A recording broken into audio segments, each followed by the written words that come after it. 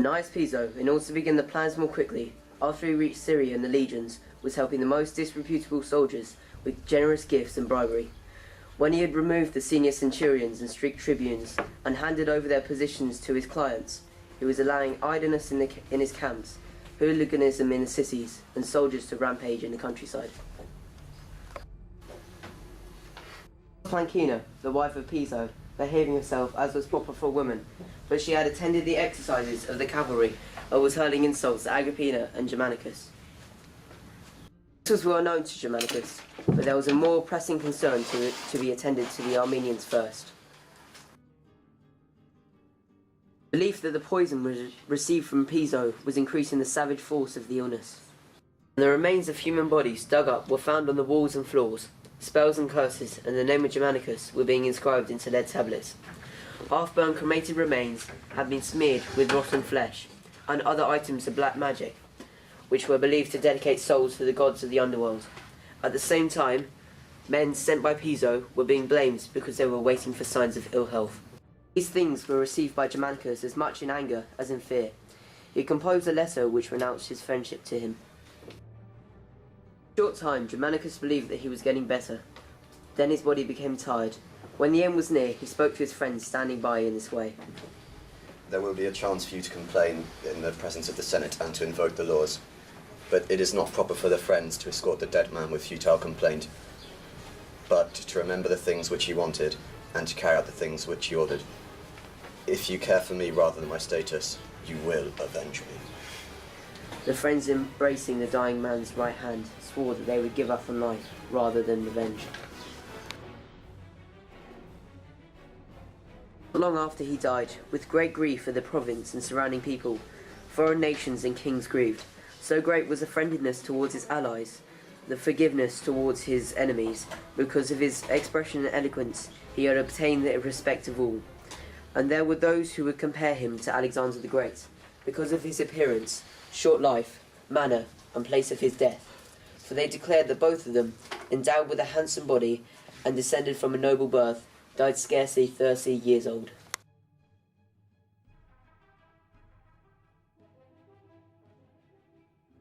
Agrippina, although tired with grief and an ill body, was impatient, however, of everybody who was delaying revenge. She boarded a ship with her children and the ashes of Germanicus, with everybody pitying her, because she was a woman of the highest nobility and a very beautiful marriage, who deserved the respect of everyone. Then she brought the funeral remains in her arms, uncertain of revenge. Meanwhile, the news reached Piso on the island of Kos that Germanicus had died. Rejoicing at this news, he sacrificed victims and went to the temples. Not only did Piso behave with excessive joy, but also Plancina became more arrogant, who changed the mourning clothes for her dead sister for the first time into cheerful clothes. But at Rome, after the report of Germanicus' health spread, and as everything was being reported with a pessimistic exaggeration usually applied to the news from afar, grief, anger, lamentation were breaking out.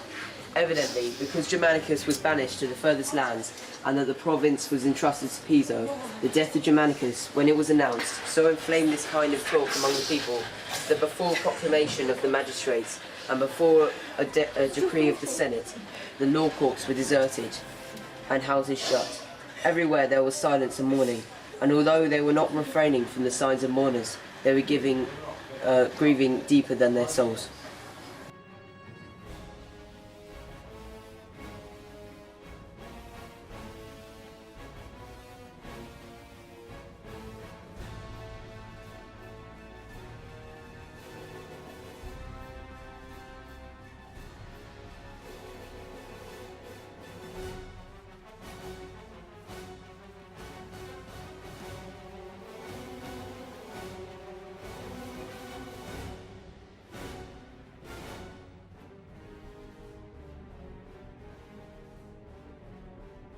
Agrippina, having disembarked from the ship with her 2 children, holding the funeral urn, lowered her eyes.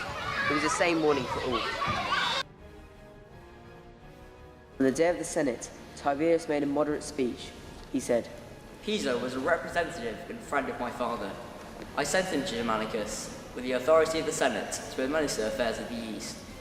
We must consider, with open minds, whether he annoyed the young man with arrogance and rivalry and rejoiced in his death, or whether he destroyed him with crime.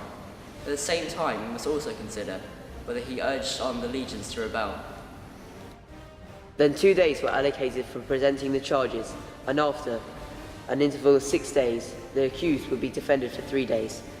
3 friends of Germanicus alleged with similar eagerness that Piso, through his hatred for Germanicus and eagerness for revolution, had corrupted the soldiers through disorder and injustices of the allies.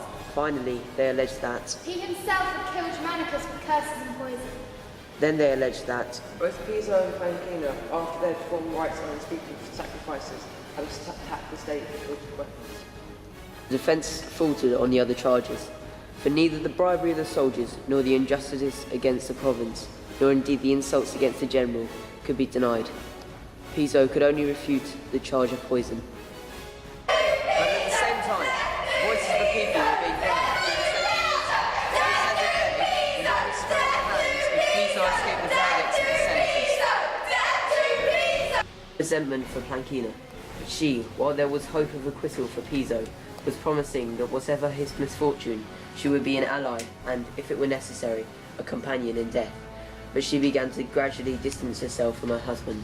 As Piso understood that this was fatal to him, he doubted whether he could defend himself anymore, and so, as if he was planning to defence on the next day, he wrote down few things. He sealed it and handed it over to his freedman. Then he attended to his personal needs as usual. Then after much of the night, when his wife had left the bedroom, he ordered the door to be closed.